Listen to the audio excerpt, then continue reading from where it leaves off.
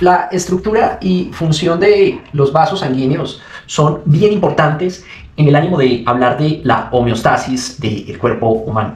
Entonces, los vasos no solamente son conductos para el transporte de sangre, sino que también tienen responsabilidades, por ejemplo, la regulación del flujo sanguíneo, la transferencia de moléculas y el transporte inmunitario.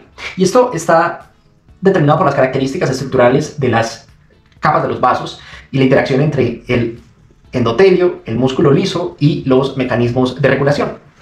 Vamos a hablar de las túnicas del vaso sanguíneo con su organización estructural. Entonces vamos a hacer un corte diciendo que estos tienen tres capas principales denominadas túnicas, cada una con funciones específicas relacionadas con la resistencia, la flexibilidad y la funcionalidad del vaso. Lo negro será la luz. Vamos a hablar de la túnica externa o la adventicia.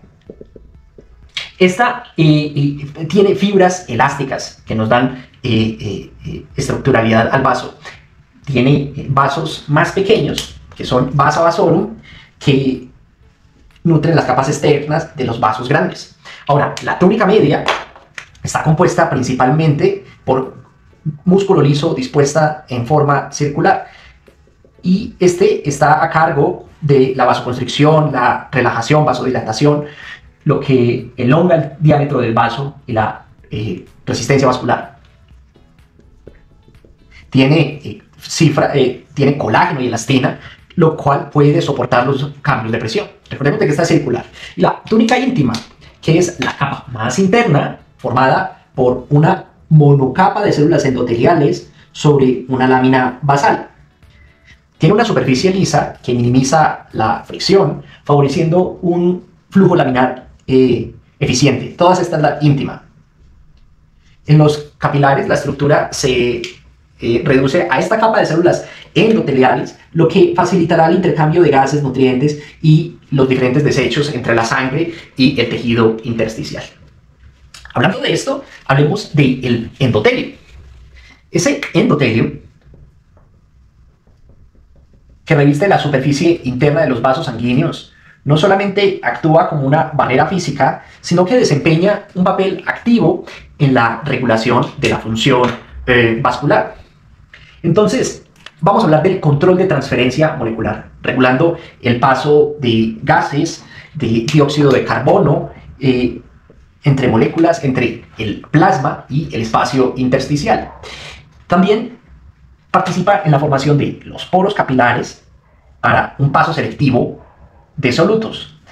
También es importante en los términos de la adhesión plaquetaria. Por ejemplo, tiene moléculas como el factor de von Willebrand y prostaciclinas que modulan la adhesión plaquetaria y la coagulación. En condiciones normales, el endotelio mantiene un estado antitrombótico. Sin embargo, la disfunción endotelial puede generar la formación de trombos. También tiene importantes funciones en la regulación del flujo sanguíneo. Este sintetiza óxido nítrico y endotelinas, que son vasoconstrictores endotelinas y vasodilatadores, ajustando el tono vascular en respuesta a estímulos mecánicos y estímulos químicos. Hablemos de la respuesta inmunitaria e inflamatoria. Por lo tanto, puede reclutar leucocitos por la expresión de moléculas de adhesión como ICAM1 y BCAM1. También produce mediadores de algo que ya habíamos conversado, el VEGF, el factor de crecimiento endotelial, que es importante para la reparación tisular. Ahora, podemos hablar de la disfunción de endotelio o disfunción de endotelial, que ocurre en respuesta a estímulos como la inflamación, el estrés hemodinámico o, subsecuentemente importante, la hipoxia.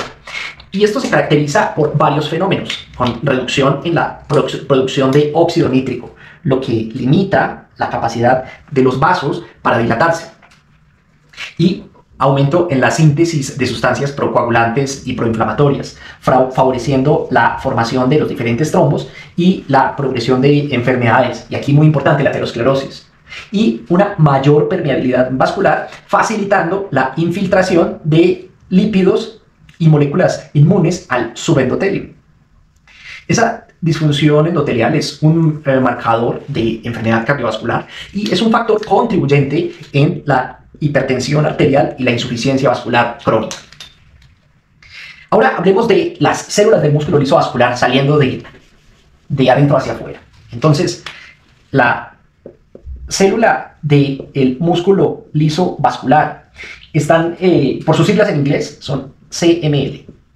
Estas están presentes, ojo, en la túnica media, que es importante, y son responsables de, uno, obviamente, la contracción y dilatación, respondiendo a la adrenalina, como lo habíamos hablado, adrenalina, angiotensina 2, y subsecuentemente, estas están controladas por el sistema nervioso autónomo.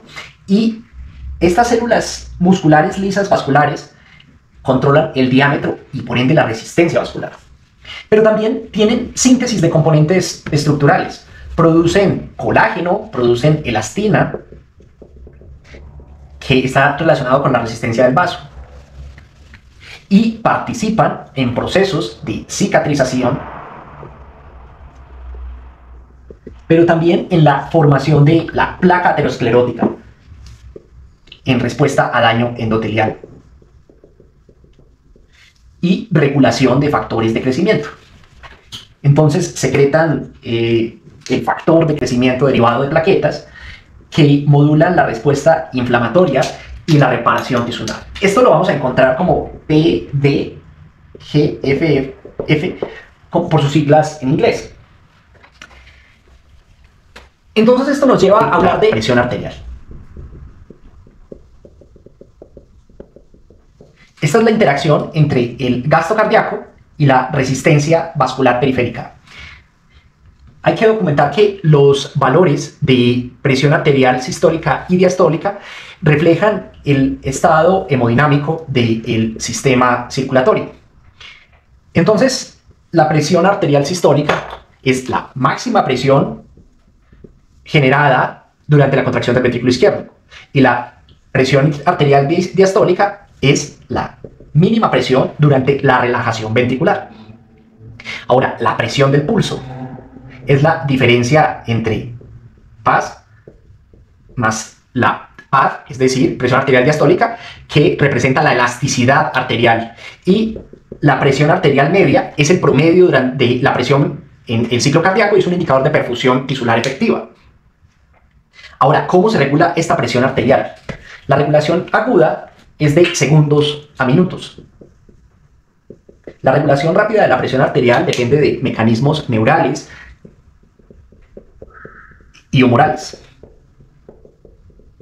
Los centros cardiovasculares en el bulbo y en el puente tienen varoreceptores y quimioreceptores.